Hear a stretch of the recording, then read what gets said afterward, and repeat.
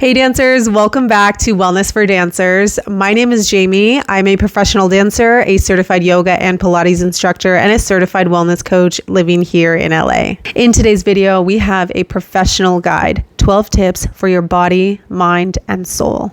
If you're new, make sure that you subscribe for more weekly content just like this one, and make sure you check out last week's video, a beginner guide, 12 tips for your body, mind, and soul. Let's get into it, starting with our body. Number one is cross training and foundation. It is so important as a dancer to start cross training for flexibility, mobility, injury prevention, balance, muscular strength, to switch up your routine and to move your body in different ways. So for example, swimming, hiking, Pilates, yoga, boxing, martial arts, and anything else that floats your boat.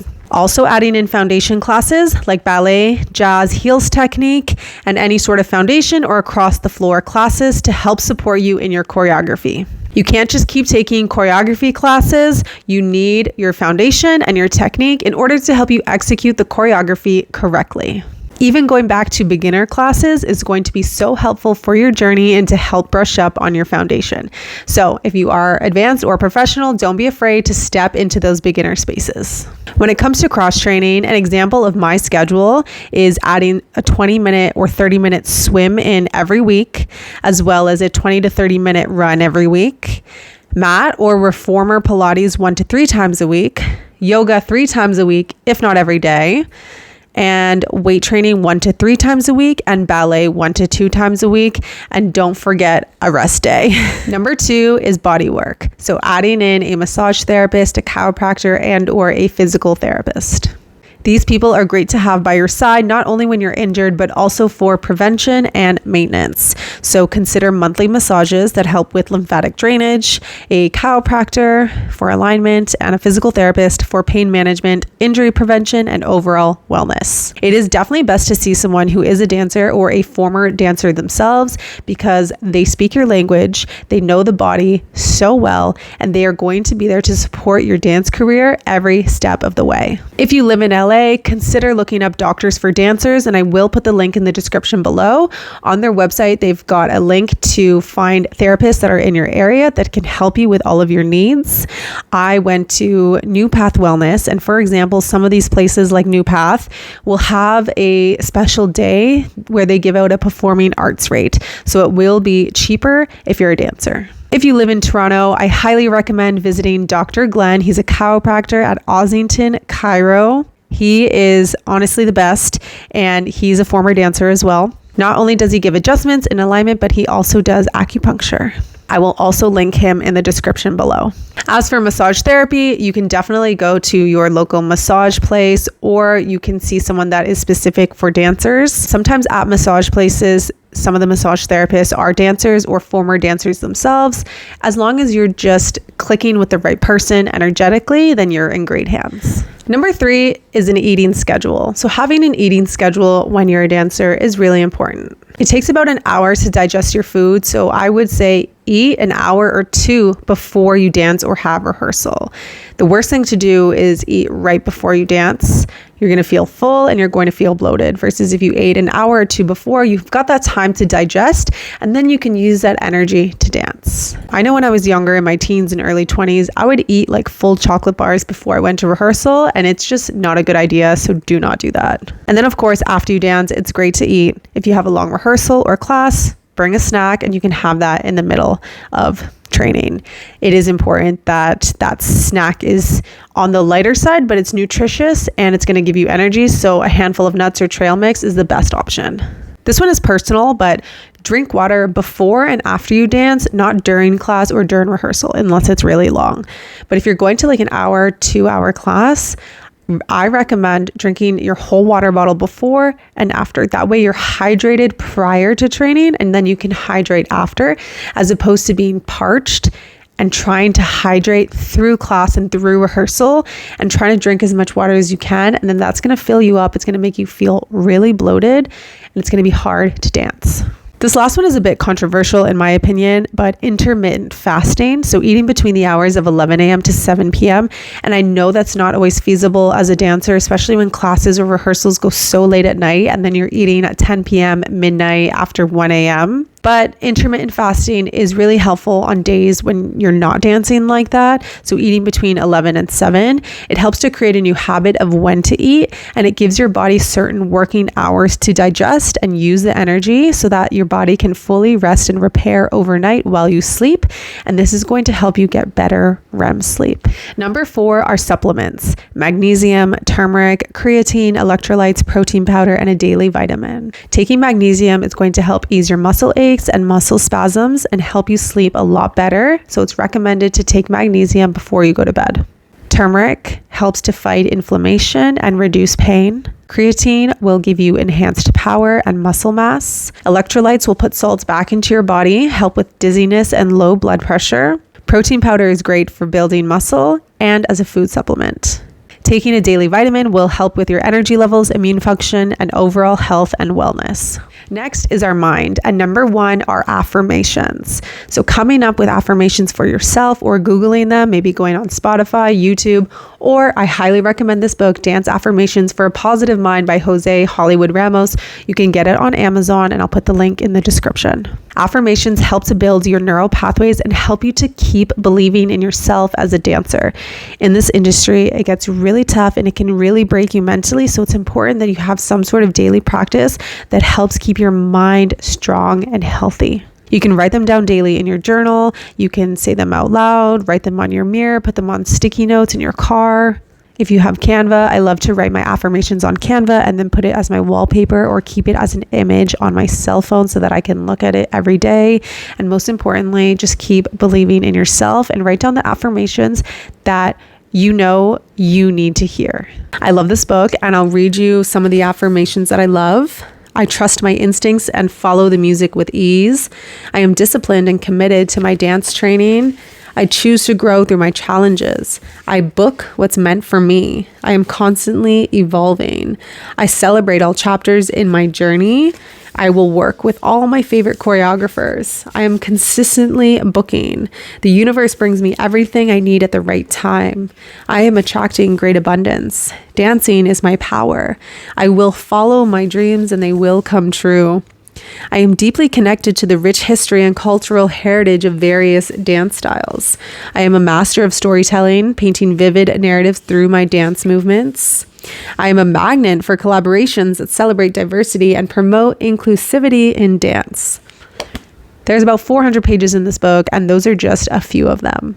Number 2 is meditation, 15 minutes a day to clear your mind, listen to your soul, and listen to your intuition. In this industry, there's a lot of noise, so it's important to get still and listen to your intuition, to reflect on the people that you're surrounding yourself with, other dancers, teachers, choreographers, mentors, spaces that you go to, jobs that you work, directors, producers, how you're treated, but also how you're showing up. So really reflecting on all of that. It's really easy to get lost in the sauce and to keep going. Having a meditation practice is just going to help ground you, and you're going to be able to move energetically with more intention and with ease. Meditating will give you insight onto what's meant for you and what's not meant for you, where you feel good and where you feel icky. And then from there, you can move intentionally and go to spaces or work with people that you know are good for you and will feed your soul and give you that reciprocation that you deserve, and not be an energy vampire. There's a lot of energy vampires in this industry. Number 3 are notes. So going to Google Docs and making 2 different tables with 3 columns each. One table is going to be for your auditions and self-tapes. Another table is going to be for your gigs. The farthest left column is going to be the audition, the gig, the date, and the location. The middle column will be what went well, and the right column will be what I learned. This is helpful, especially if you are trying to go pro or make dance your career. It's important to brain dump and to have this as sort of your library of notes to reflect on so that you can do better next time. And also to know what you did well so that you can continue doing what has worked well for you. It's easy to go to so many auditions, gigs, and jobs and just kind of let them go by without really reflecting on them. So make sure that you keep this little table in your Google Docs and fill it out as you go, reflect on it, honor yourself, write down all your lessons, and just keep track of your career. Number 4 are visualizations. We've got a vision board, and then we've got techniques for remembering choreo. Vision boards are great. I've made many over the past few years. You can make them on a Bristol board and print out pictures, or I even make them online and make digital ones sometimes. But having a vision board to get really clear on who you want to work with, what jobs you want to book, maybe an agency, and having that visualization so that you can see it every day and be like, okay, that's what I want my life to look like. And then taking a look at your actual daily life and just seeing, does that match up with my vision board? Is my vision board manifesting and coming into real life right now? So it's important to do this for your dance career, but also for other little aspects of your life. If you want to add in money, friends, family, and travel, that way you're not so dance focused and tunnel vision. Yes, I get it. It's our career and it's what we want, but making sure that you're also living a well-rounded life, because it's easy to get sucked in and absorbed into this dance bubble. The second thing under visualizations are to use visualizations as a technique for remembering choreography. So if you can do it in your mind, you can do it in your body. Think of this as a mental rehearsal. One way that you can start with is with your videos from class or rehearsal, and you can just watch them over and over again and study them so that you can go into the next day knowing exactly what you're supposed to be doing and going over it, especially if your body needs rest. This way you're not physically practicing, but you're mentally practicing. Adding on to that, not just watching your videos over and over again, but really studying them and really visualizing. So sitting in a comfortable seat, up nice and tall with your spine long, breathing deeply, and visualizing yourself doing the choreo top to bottom. If there's any foggy moments within that choreography, that means you're a bit unclear or unsure on what the moves are or the details are. So go and collect those, and then visualize yourself executing the choreography in your body perfectly. That way, what your mind can do, your body will be able to do it too. This helps so much if you are a professional dancer and you're working for a gig, and let's say your gig is that same day or the next day. Visualize, visualize, visualize. If you can do it in your mind, you can do it in your body. I did this a lot when I was dancing with the Sparks. I would sit down and do my visual rehearsals. And then when it came time to game day and I'd be ready, my body would be rested. I'd be like, all right, I got it in my mind and I've got it in my body. Because your body needs rest to get those moves in your body, and then your muscle memory will remember it. So trusting that. So trust our muscle memory, make sure that we can also trust our brain memory. Lastly is our soul, or what I like to call recovery. And number 1 are topicals: magnesium lotion, castor oil, and KT tape. Magnesium lotion is great for muscle cramps, helps with relaxation, it hydrates the skin, improves bone health. Castor oil reduces inflammation, redness, and swelling, especially on your joints. KT tape is therapeutic tape for pain relief. It improves your circulation, provides muscle support, and lymphatic drainage. You can use all of this stuff before you dance, while you dance, or overnight. Number 2 are tools like your massage gun, massage balls, tennis balls, foam roller, straps, blocks, bolsters, or pillows. These are all great for releasing fascia, releasing muscle tension. The props help to support you for restorative yoga and stretching. I highly recommend Theragun. I know a lot of people who have bought massage guns off Amazon that were like no-name brands, and they break really quickly. The Theragun is the best $500 I've ever spent. Honestly, it's been an investment in my journey and I love it so much. So consider spending a little bit extra money on these tools or toys that I like to call to help you support your journey, especially if massage therapy, chiropractors, or physical therapies are not always an option. These are great for you to do at home, and then you can also bring these with you to class or rehearsal. Number 3 is cold and hot therapy. So cold therapy benefits include reduced inflammation, it boosts your performance, it increases your energy levels and dopamine, it improves your sleep quality, and reduces muscle soreness.